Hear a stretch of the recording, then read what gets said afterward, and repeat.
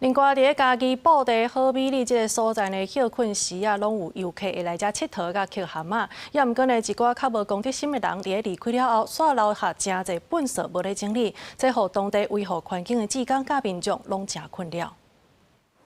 民众伫海沙堡遮来耍水，捡野生的蛤蟆，当地民众甲志工煞捡袂了的粪扫。嘉义县布袋好美丽的湿地保护区，因为大量的游客来遮，对当地环境带来真大的迫害。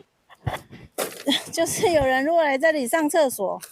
卫生纸就乱丢，然后还有内裤，你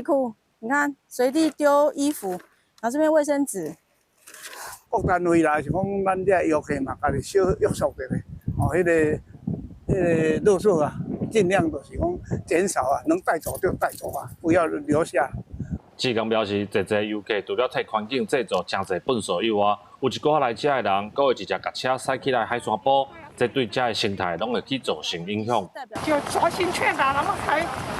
还很凶啊，又呛你说要怎样，不行还是怎样？我说不是不行啊，是欢迎你们，可是希望你们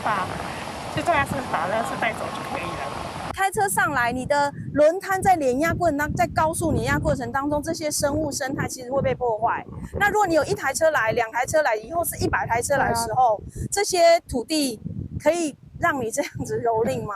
当地民众讲，这个海沙堡是真侪人用11吨的时间，种1万多丛的食物豆豆啊、杂沙来形成的。即马才做观光的好所在，那的人煞拢无减少。当地民众甲志工拢希望相关单位会当来重视，莫让这个所在自然环境一直受到破坏。记者林慧婷，嘉义报道。